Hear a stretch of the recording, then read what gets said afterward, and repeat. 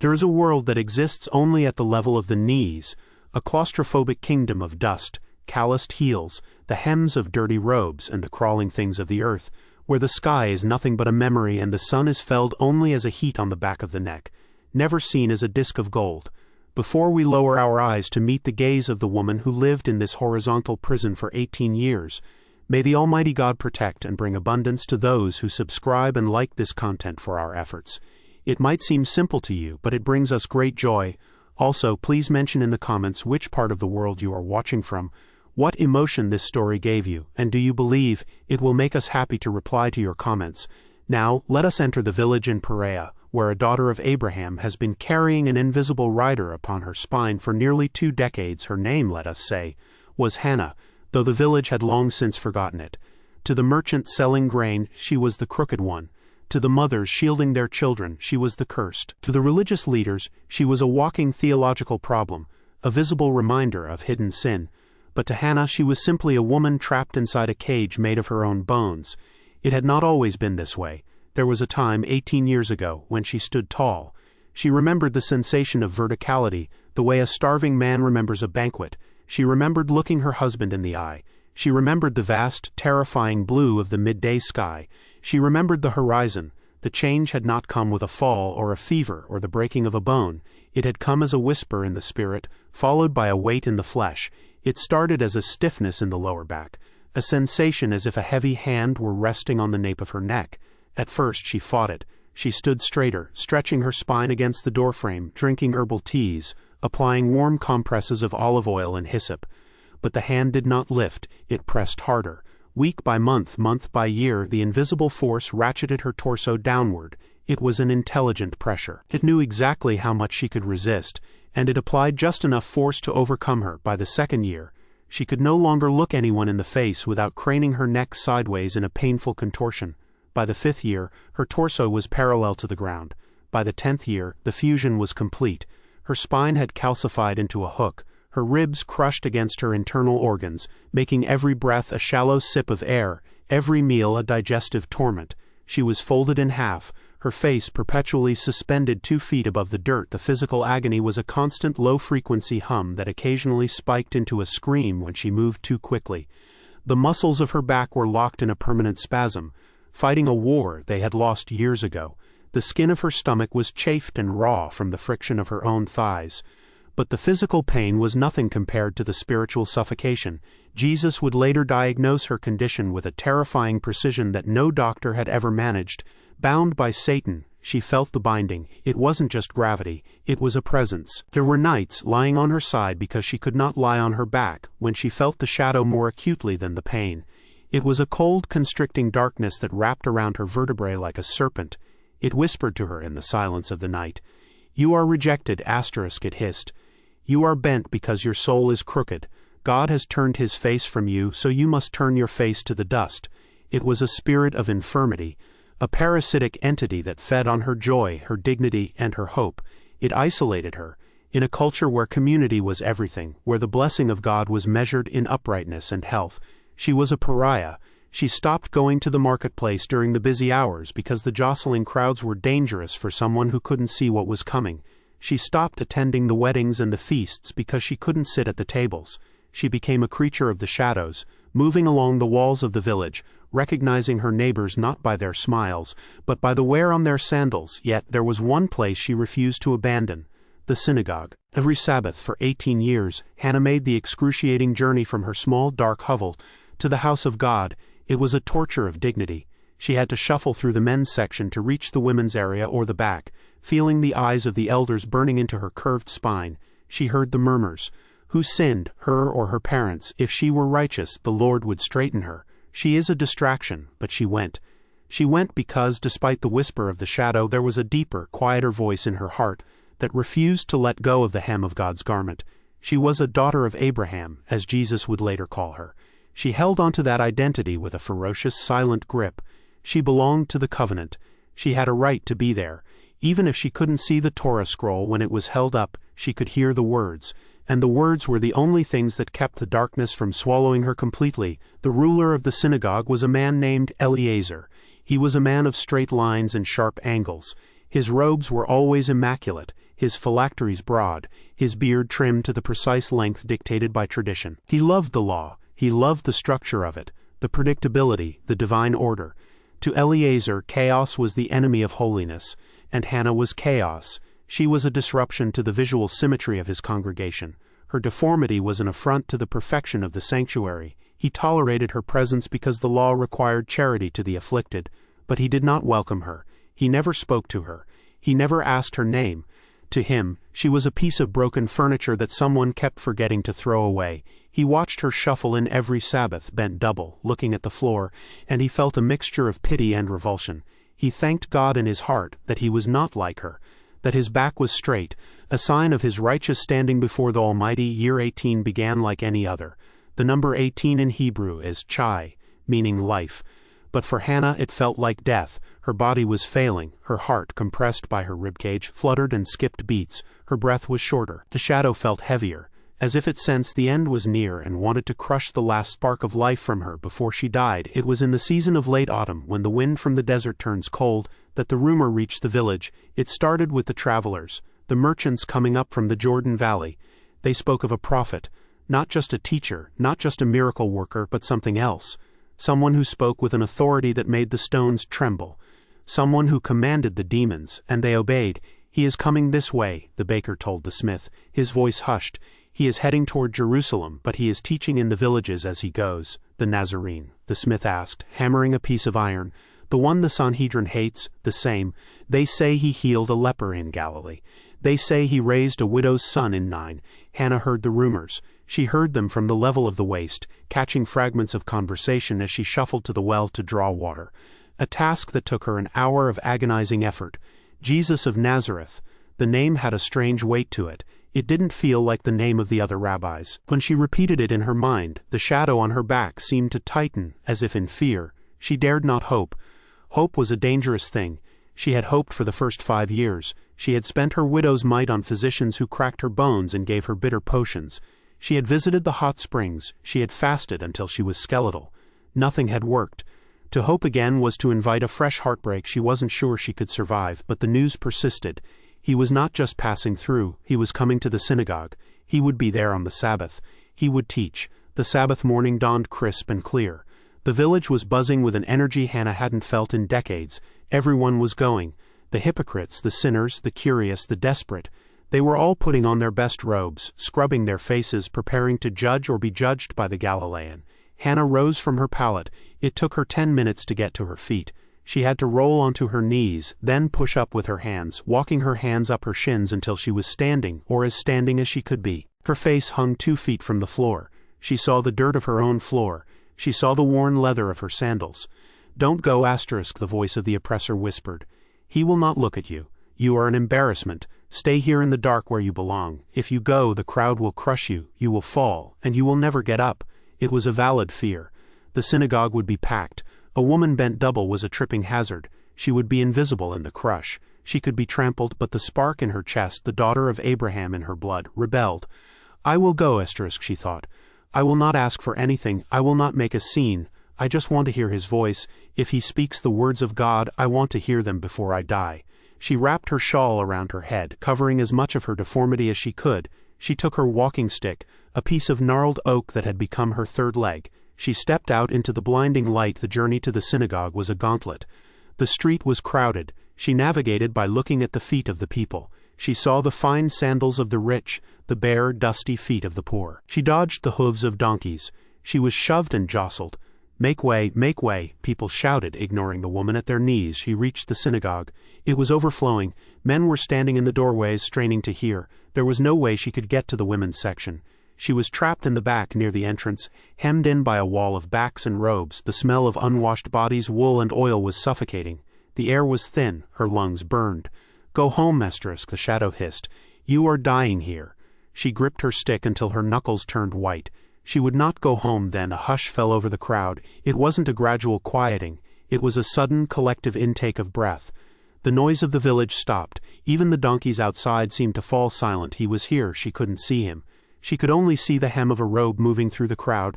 The crowd parted. It wasn't the parting of respect for a king. It was the parting of awe. There was a presence moving through the room that pushed the people back without touching them. She saw his feet. They were dusty, ordinary feet, wearing simple sandals. But as they passed her, she felt a wave of heat wash over her bent spine. It wasn't the heat of the sun, it was the heat of life.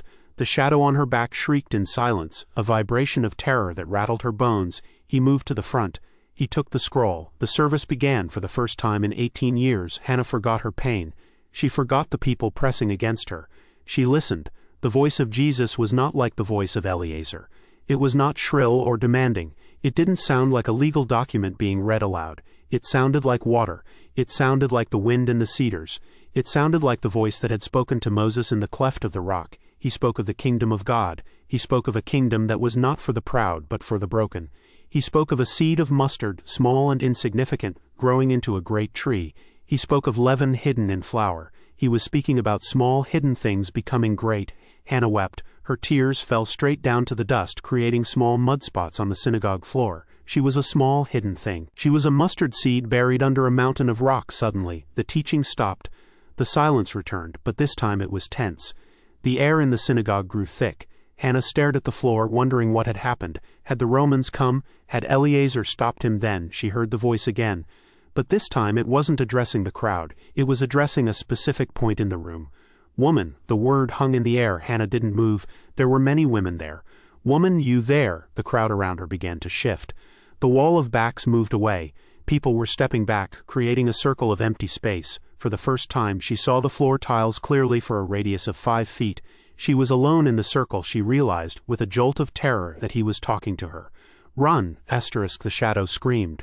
But she couldn't run. She was frozen. Come forward to me. The command was impossible. To come forward meant walking through the men's section. It meant crossing the boundary. It meant exposing her twisted shape to the entire assembly. Eliezer would be furious. The elders would be scandalized, but the voice compelled her. It pulled her. It was stronger than the fear. She began to move. Thump, shuffle, thump, shuffle. Her stick hit the stone floor, her feet dragged. It was a grotesque parade of one. The distance was only 20 paces, but it felt like miles. She could feel the eyes of the village on her back, the hump, the twisted ribs, the shame. She reached the front.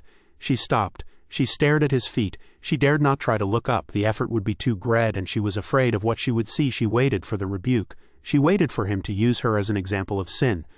Look at this woman, she expected him to say. See the wages of disobedience. Instead, she saw his feet move closer. He stepped into her personal space. He breached the barrier of her uncleanliness. Woman, he said again. The tone was not judgment. It was recognition. It was dignity. You are loosed from your infirmity. You are loosed. The words were spoken in the present tense, not you will be loosed or pray to be loosed. You are loosed. It was a decree. It was a legal verdict delivered by the supreme judge of the universe. For a second, nothing happened physically. But spiritually, the dungeon door was blown off its hinges. The chains that the enemy had wrapped around her spine for 6,570 days suddenly shattered. The shadow that had whispered in her ear for 18 years gave a final silent shriek of defeat and was banished into the abyss. Then he touched her. He laid his hands on her. Not on her head, on her back, on the twisted, knotted, calcified mess of her spine. He put his hands right on the point of her greatest shame. The touch was electric. It wasn't just warmth. It was power. It was the creative force of the universe flowing through the palms of a carpenter. It went into the bone. There was a loud crack, the sound of a dry branch snapping, or perhaps the sound of a stone rolling away. Hannah gasped. Her muscles, which had been locked in a spasm since the days when Tiberius was emperor, suddenly released. The ligaments stretched. The vertebrae, fused by time and trauma, unlocked and realigned. She felt a sensation she had forgotten. She was rising. It wasn't that she was standing up. It was that she was being lifted up. The geometry of her world changed. The floor moved away. The knees of the people disappeared, replaced by their waists, then their chests, then their faces. She went up and up and up. She was standing. She took a deep breath. Her first full breath in 18 years. Her ribs expanded without pain. Her lungs filled with the sweet air of the sanctuary. Her heart beat strong and free. She lifted her head. The neck muscles obeyed, and for the first time in nearly 2 decades, Hannah looked into the eyes of another human being. She looked into the eyes of Jesus. They were eyes the color of burnt honey, filled with an ocean of compassion and a fire of authority. They were smiling at her. He was not looking at a cripple. He was looking at a daughter. A scream tore from her throat, but it wasn't a scream of pain. It was a scream of glory. God, she shouted. Elohim, blessed be the Lord God of Israel. She threw her hands in the air, hands that could now reach toward heaven. She spun around. She looked at the crowd. She saw the baker. She saw the smith. She saw the women who had whispered about her. She looked them in the eye, standing at her full height, which was tall and regal. "Look," she cursed, tears streaming down her face, now visible to all.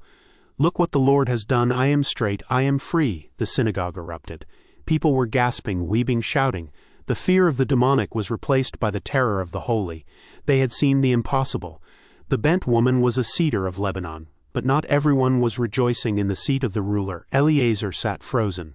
His face was not filled with wonder. It was filled with a cold, purple rage. He looked at the woman, then he looked at Jesus. He did not see a miracle. He saw a violation. He saw a rule being broken. He saw his orderly Sabbath being turned into a carnival of charismatic chaos. He stood up, his robes shaking with indignation. He was about to speak, and his words would turn the atmosphere from glory to conflict in the blink of an eye. The healing was finished, but the battle for the meaning of the Sabbath had just begun. The silence that had followed the snap of Hannah's spine was the silence of awe, a collective breath held in the presence of the impossible. But the silence that followed Eliezer's rising was different. It was the silence of judgment. The ruler of the synagogue stood on the bema, the raised platform where the Torah was read, looking down at the congregation like a captain watching his ship being commandeered by pirates.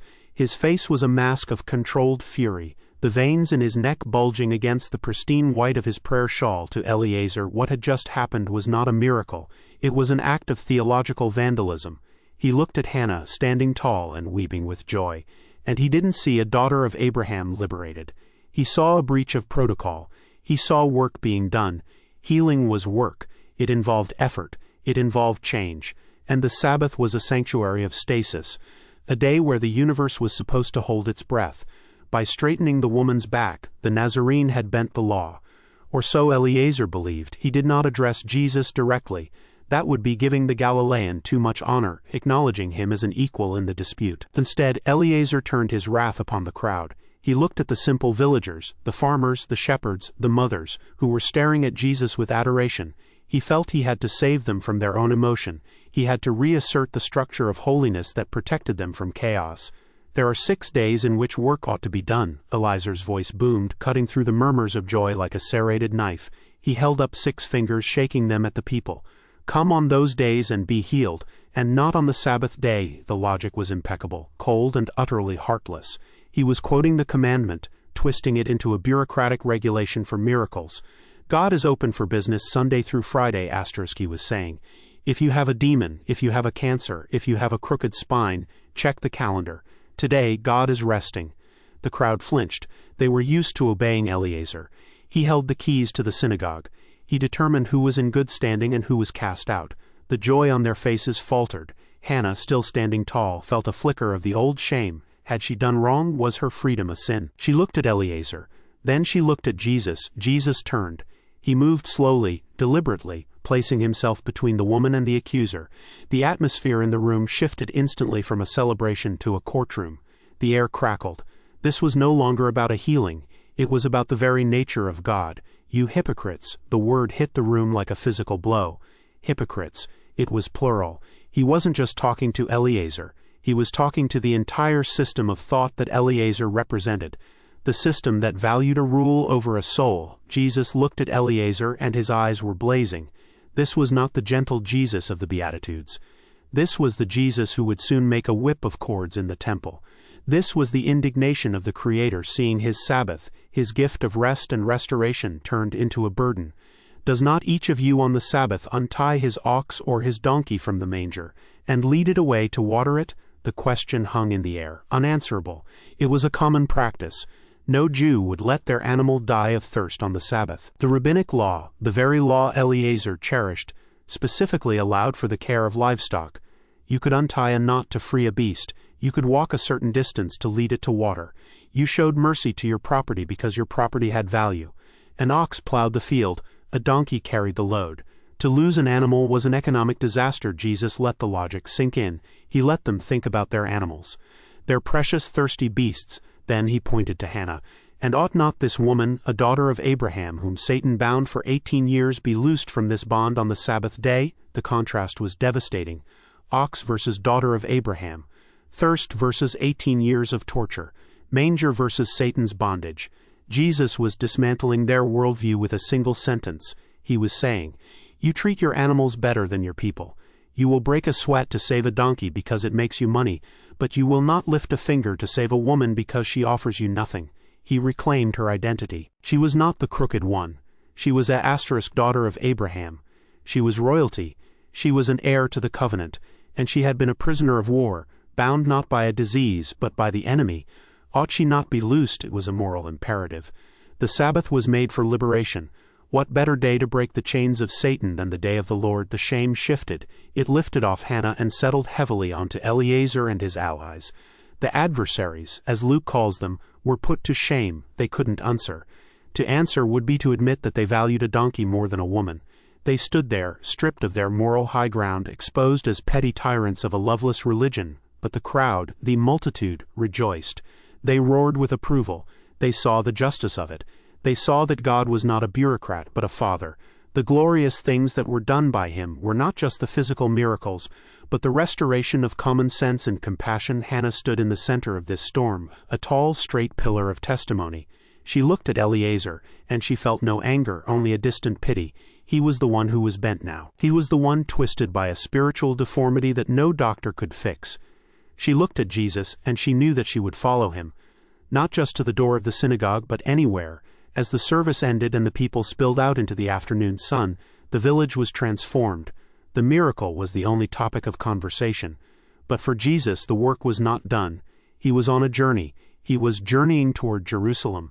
Every step, every miracle, every teaching was a stone on the path to the cross. He left the synagogue, surrounded by his disciples, Peter, James, John. They walked with a new swagger. They loved it when the Master humiliated the religious elite. They felt invincible. But Jesus knew the danger of that feeling. He knew that the kingdom of God was not about winning debates or crushing opponents with logic. It was about something far more subversive. He stopped in the village square, where a large oak tree cast a wide shadow. The people gathered around him, hungry for more. They wanted another miracle. They wanted lightning. "What is the kingdom of God like?" he asked them. "And to what shall I compare it?" They leaned in. They expected him to say, "It is like a Roman legion that will crush our enemies," or, "It is like a thunderstorm that will wipe out the wicked. It is like a grain of mustard seed that a man took and sowed in his garden, and it grew and became a tree, and the birds of the air made nests in its branches." A mustard seed, a tiny insignificant speck, something you could lose under your fingernail. Hannah, standing at the edge of the crowd, smiled. She understood. She had been a mustard seed, small, buried, forgotten, but the seed had power. It had life, and when it was planted in the soil of faith, it became a shelter. And again, he said, "To what shall I compare the kingdom of God? It is like leaven that a woman took and hid in 3 measures of flour until it was all leavened." Leaven, yeast. In their culture, leaven was often a symbol of sin, of corruption, but Jesus flipped the metaphor. He made it an agent of transformation. It was hidden. It worked silently. It worked from the inside out. It changed the very nature of the dough. That was the kingdom. It wasn't the loud, flashy pomp of Eleazar's synagogue. It was the quiet, invisible power that had straightened a woman's back and was now straightening the soul of the world. Jesus did not stay in the village. The journey compelled him. He moved on, heading south, toward the Jordan crossings, toward Jericho, toward the final ascent.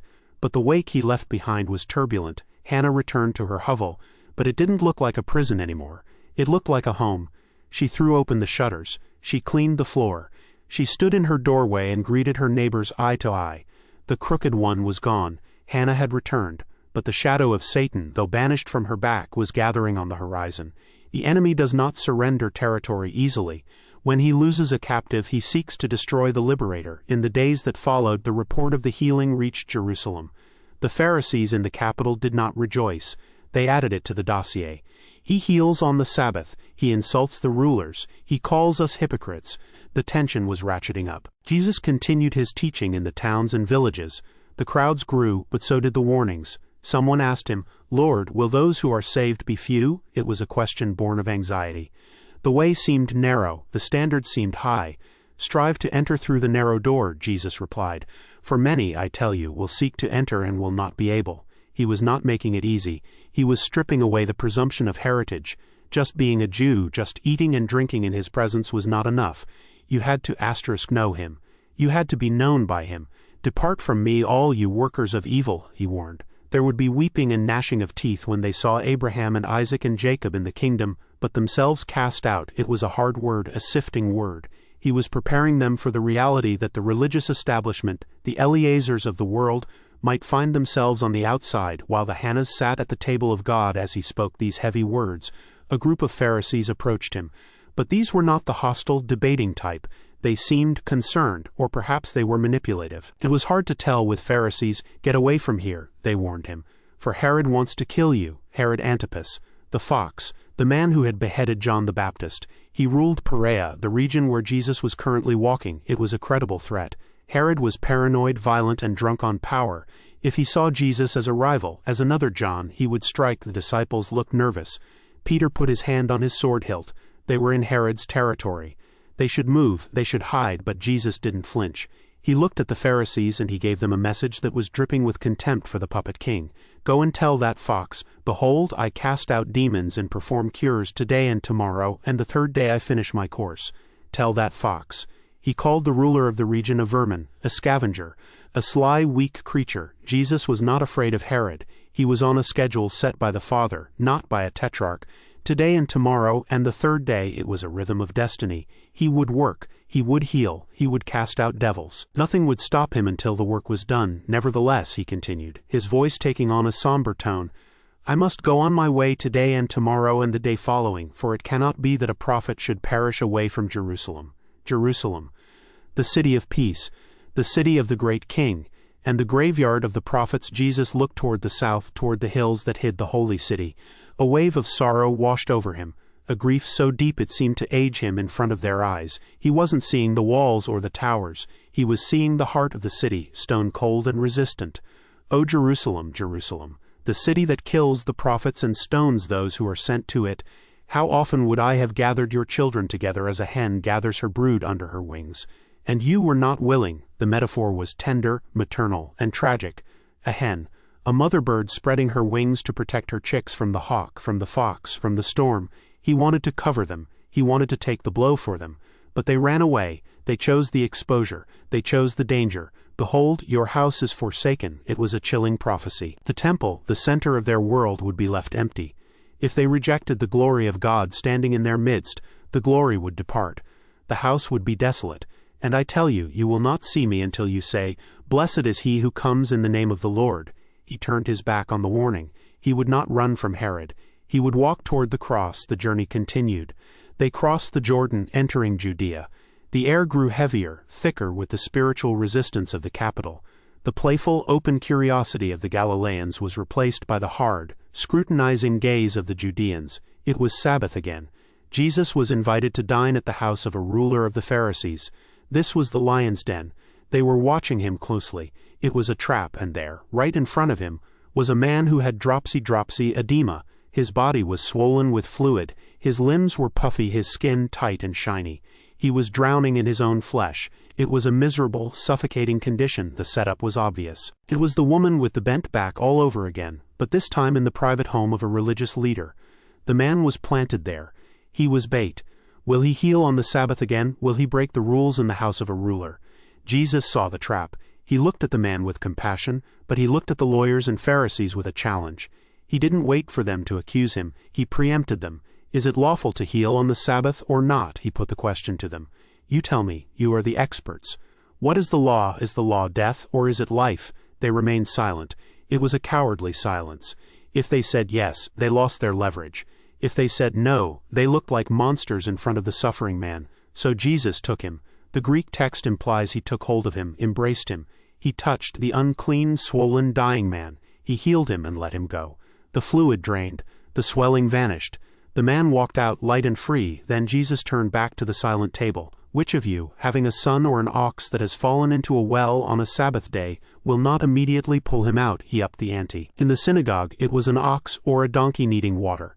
Here it was a son or an ox falling into a well. A life or death emergency. You would save your son, he was saying.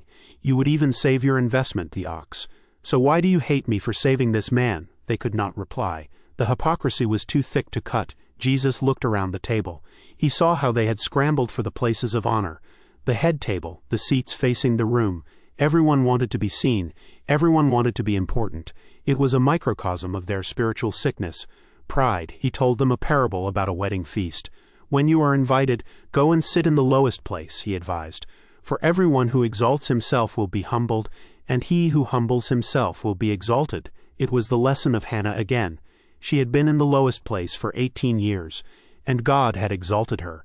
These men were fighting for the highest place, and they were about to be brought low. He turned to the host. When you give a dinner, do not invite your friends or your rich neighbors, lest they invite you in return and you be repaid. But when you give a feast, invite the poor, the crippled, the lame, the blind, and you will be blessed, because they cannot repay you. For you will be repaid at the resurrection of the just. The poor, the crippled, the lame, the blind, the Hannahs of the world. Jesus was building a kingdom of the outcast. He was telling the elite, your social currency is worthless in my economy. The only investment that pays dividends in eternity is love given to those who can't pay it back. One of the guests, trying to break the tension with a pious platitude, said, "Blessed is everyone who will eat bread in the kingdom of God." It was a nice, safe, religious thing to say. Yea, for heaven it's going to be great. But Jesus wouldn't let them stay comfortable. He told them the parable of the great banquet. A master prepared a feast and invited many, but they all made excuses. I bought a field. I bought 5 yoke of oxen. I married a wife. They were too busy with their property, their business, and their relationships, so the master got angry. Go out quickly to the streets and lanes of the city and bring in the poor and crippled and blind and lame. The house was filled with the unwanted. The religious elite, the ones with the invitations, were shut out. None of those men who were invited shall taste my banquet. It was a declaration of war on the establishment. Jesus was saying, God is throwing a party, and you are too busy being religious to attend. So he is inviting the whores, the tax collectors, and the bent-over women, and they are coming in droves. As they left the house, the tension was palpable. The lines were drawn. Jesus was gathering an army of the broken. Great crowds were accompanying him now. Thousands. But Jesus wasn't interested in fans. He turned to them and dropped a bomb. If anyone comes to me and does not hate his own father and mother and wife and children and brothers and sisters, yes, and even his own life, he cannot be my disciple. Hate. It was a shocking word. He meant a radical prioritization. Your love for Jesus must be so absolute that your love for family looks like hate in comparison. Whoever does not bear his own cross and come after me cannot be my disciple. The cross. There it was again. He wasn't calling them to a picnic. He was calling them to an execution. He was calling them to die to their ego, their safety, their comfort. For which of you, desiring to build a tower, does not first sit down and count the cost? Count the cost. Hannah had counted the cost. 18 years of suffering. She knew what it meant to endure. Did these people, did the crowds shouting his name, know that in a few weeks they would be shouting, "Crucify him, salt is good, but if salt has lost its taste, how shall its saltiness be restored? It is of no use either for the soil or for the manure pile. It is thrown away. He who has ears to hear, let him hear." They were walking toward Jericho now. The landscape was getting barren, dry, dusty. The descent into the Jordan Valley was steep as they approached the city of palms. A blind man sat by the roadside begging, Bartimaeus. He heard the commotion. "Jesus, son of David, have mercy on me," he screamed. The crowd tried to shut him up. "Be quiet, the master is busy. You are a nuisance." But Jesus stopped. He commanded him to be brought. "What do you want me to do for you, Lord?" "Let me recover my sight." "Receive your sight, your faith has made you well." Another outcast restored. Another ox pulled out of the well on the Sabbath of life. Jesus entered Jericho. He was passing through, but there was a man there who wanted to see him, a man who was short in stature but tall in sin. Zacchaeus, a chief tax collector, a rich man, a traitor to his people. He climbed a sycamore tree to see Jesus over the heads of the crowd. He was another bent man, bent by greed, bent by the hatred of his neighbors. Jesus stopped under the tree. He looked up. "Zacchaeus, hurry and come down, for I must stay at your house today." The crowd grumbled.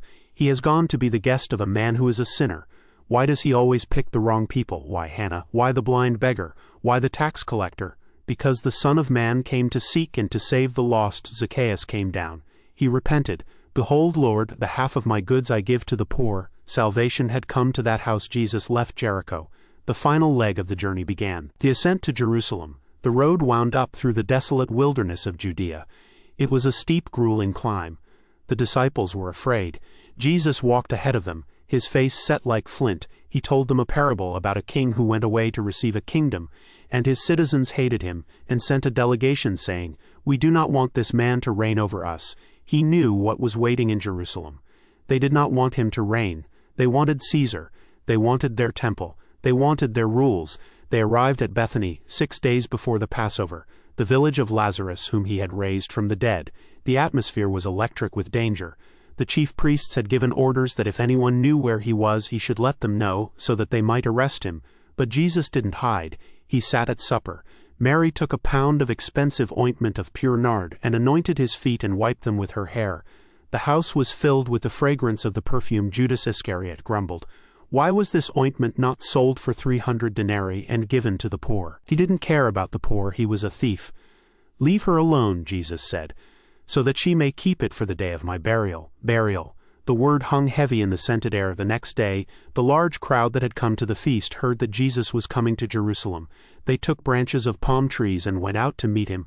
"Hosanna, blessed is he who comes in the name of the Lord, even the King of Israel." He found a young donkey and sat on it. The king was coming, not on a war horse, but on a beast of burden, the liberator of the bent woman, the healer of the dropsy man. The friend of Zacchaeus was riding into the capital to confront the system that bound them all. He crested the Mount of Olives. The city lay before him. The temple shone like a mountain of snow and gold in the sun. It was magnificent. It was corrupt. He wept over it again. Then he descended. He crossed the Kidron Valley. He entered the gates. The city shook. "Who is this?" the people asked. "This is the prophet Jesus from Nazareth of Galilee." He went straight to the temple. He didn't go to the altar to sacrifice. He went to the court of the Gentiles, the place where the nations were supposed to pray. The place where Hannah would have been pushed to the margins. It was filled with tables, money changers, sellers of pigeons. It was a market. It was a den of robbers. They had turned the house of prayer into a bazaar. They were squeezing money out of the poor who came to worship. The anger that had flashed in the synagogue when he defended Hannah flared again. But this time it was physical. He made a whip of cords. He overturned the tables. Coins crashed to the pavement. He drove out the sheep and the oxen. He shouted over the noise of the panic, "It is written, 'My house shall be a house of prayer,' but you have made it a den of robbers." He cleared the space. He purified the sanctuary. And then something beautiful happened. Matthew records it. "And the blind and the lame came to him in the temple, and he healed them." Once the religious commerce was cleared away, the broken people came back. The temple became what it was supposed to be, a place of healing. The Hannahs, the Bartimaeuses, the lepers, they flooded into the vacuum left by the money changers. And he healed them. But the chief priests and the scribes saw the wonderful things that he did, and the children crying out in the temple, "Hosanna to the Son of David." And they were indignant. "Do you hear what these are saying?" "Yes." "Have you never read, 'Out of the mouth of infants and nursing babies you have prepared praise'?" He left them, and went out of the city to Bethany and lodged there. The air in Jerusalem during the Passover was always thick with the metallic scent of blood and the smoke of roasting meat, but this year it carried a heavier, more suffocating weight. The city was a coiled viper waiting to strike. After the cleansing of the temple, the lines of battle were drawn not in the sand, but in the stone of the holy courts. Jesus spent his days teaching in the temple, holding the crowd spellbound, and his nights on the Mount of Olives, retreating into the silence of prayer. The religious leaders, the men who had watched with cold fury as the bent woman straightened her spine in the synagogue, now watched with murderous intent as the carpenter dismantled their authority. They dared not arrest him in the open for fear of the people, who hung on his every word. So they retreated to the shadows, seeking a way to destroy the healer without causing a riot. It was in these shadows that the ancient enemy found his new vessel. Satan, who had failed to crush the spirit of the woman he had bound for 18 years, and who had failed to tempt the Son of God in the wilderness, now changed his tactics.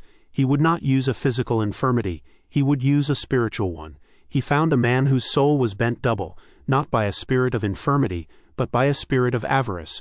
Judas Iscariot, one of the 12, walked into the palace of the high priest. He did not limp, and his back was straight, yet in the eyes of heaven he was more crippled than Hannah had ever been. For 30 pieces of silver, the price of a slave, the price of a life, he agreed to hand over the light of the world to the powers of darkness. The exchange was made, the coins counted out by hands that trembled with malice, and Satan entered into him. The binding was complete. The day of unleavened bread arrived, the day on which the Passover lamb had to be sacrificed. Jesus sent Peter and John into the city to prepare the upper room, a secluded space above the chaotic streets. That evening, as the sun dipped below the horizon and the first stars appeared over Zion, Jesus sat down with the 12. The atmosphere in the room was heavy with an unspoken sorrow. This was the hour toward which all history had rushed, the pivot point of eternity. Jesus, knowing that the Father had given all things into his hands, and that he had come from God and was going back to God, rose from supper. He laid aside his outer garments, taking the form of a servant. He poured water into a basin and began to wash the disciples' feet. When he came to Peter, the fisherman recoiled. The idea of the Messiah touching the dust of the road on his skin was unbearable, but Jesus insisted. He was teaching them the final lesson of the kingdom. True power is not found in the high seats of the synagogue, nor in the robes of the Pharisees, but in the towel of service. He washed the feet of John the Beloved. He washed the feet of Matthew, the former tax collector, and with a heart breaking with love, he washed the feet of Judas.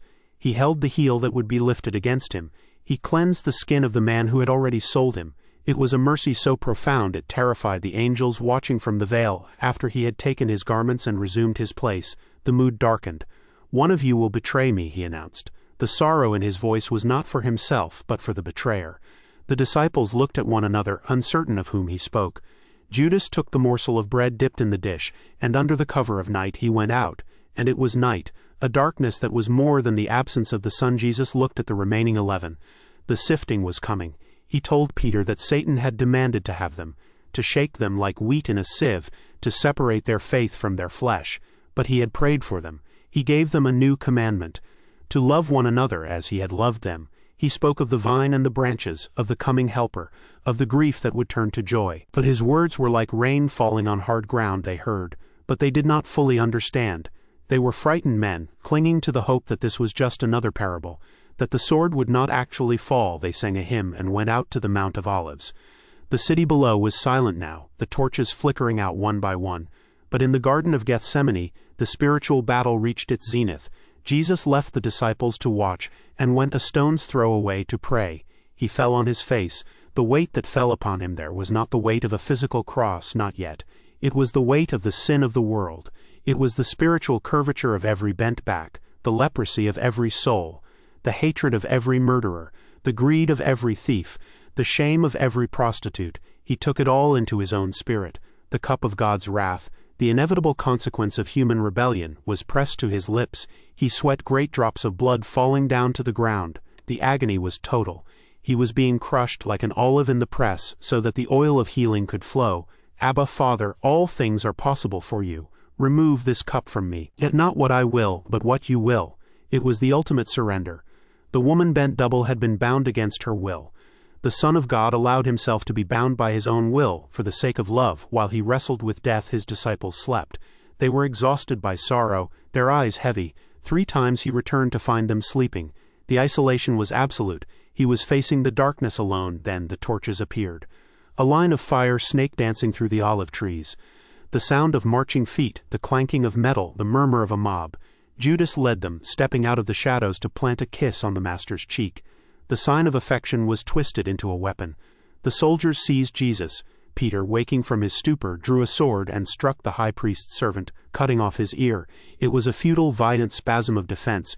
Jesus touched the ear and healed it, his last miracle of physical healing before his death.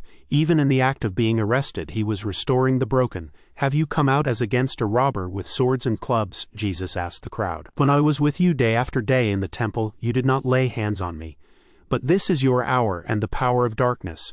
The power of darkness, the same power that had twisted Hannah's spine, was now allowed to lay its hands on the Holy One. They bound him. The hands that had snapped the woman's back straight, the hands that had opened the eyes of the blind, were tied with rough ropes.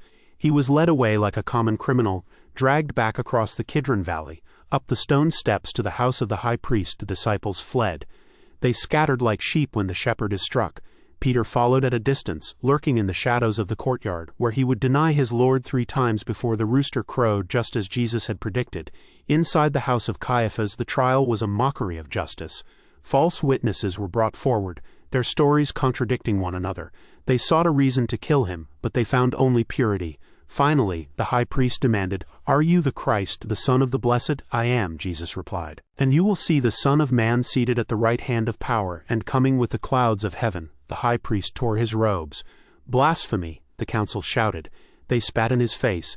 They struck him with their fists. They blindfolded him and mocked him. saying, "Prophesy to us, you Christ, who is it that struck you?" He stood silent. He took the blows. He allowed himself to be humiliated, beaten, and condemned. The Sanhedrin, the guardians of the law, the men like Eleazar who claimed to protect the Sabbath, violated every rule of their own jurisprudence to secure a death sentence. As the morning sun began to gild the Temple Mount, they bound him again and led him away to Pontius Pilate, the Roman governor. They could judge him, but they needed Rome to kill him. The Lamb was being led to the slaughter, and the city that he had wept over was waking up to shed innocent blood. The sifting was over, the crushing had begun. The woman was straight, but the maker of her spine was now bent under the weight of the cross that awaited him. The stone pavement of the praetorium was cold beneath the feet of the prisoner, a sharp contrast to the feverish heat of the mob that surged against the Roman barricades like a tide of violent water. Pontius Pilate, the governor, stood on the balcony, looking down with a mixture of disdain and confusion. He saw a man who had been beaten until his flesh was tattered, a man wearing a crown of thorns that mocked his sovereignty, yet a man who possessed a terrifying, silent dignity that unnerved the Roman ruler more than any armed insurrectionist ever could. Pilate tried to release him. He offered them a choice, a grim lottery between the healer of Galilee and Barabbas, a man of blood, a true agent of chaos. The crowd, manipulated by the chief priests and whipped into a frenzy by the dark spirits that hung over the city, chose the murderer. "Give us Barabbas," they screamed. "Crucify the Nazarene," it was the final rejection. The city that Jesus had wept over, the city he had longed to gather like a hen gathers her brood, now bared its teeth and demanded his blood. The sentence was passed. The basin of water Pilate used to wash his hands could not cleanse the stain of the injustice. Jesus was handed over to the soldiers. They stripped him of the purple robe and put his own clothes back on him, the seamless tunic that would soon be gambled away. They laid the crossbeam on his shoulders. It was a heavy, rough-hewn piece of timber, but its physical weight was nothing compared to the spiritual burden it represented. As he stumbled out of the city gates toward the hill shaped like a skull, Jesus was carrying the very thing he had come to destroy. He was carrying the curse. He was carrying the twisted spine of Hannah, the leprosy of the outcast, the shame of the tax collector, and the treason of Judas. He was bent low under the wood, his face nearly touching the dust, mirroring the posture of the woman he had healed, so that the human race might one day stand tall before God. The journey to Golgotha was a slow, agonizing parade of cruelty. The women of Jerusalem wept for him, their wails rising above the jeers of the soldiers. He turned to them, his face masked in blood and sweat, and spoke not of his own pain, but of the judgment that was coming upon the city. "Daughters of Jerusalem, do not weep for me, but weep for yourselves and for your children." He saw the future fires of Rome that would consume the temple. He saw the end of the age. When his strength failed, Simon of Cyrene was compelled to carry the cross. A stranger momentarily yoked with the Savior, feeling the weight of the wood that would change history. At the place called the Skull, they crucified him. The sound of the hammer driving iron spikes into bone echoed across the valley, a brutal percussion that signaled the defeat of humanity's attempt to save itself. They lifted him up. The one who had lifted the head of the bent woman was now hoisted high, not on a throne but on an instrument of torture. He hung between heaven and earth, rejected by both.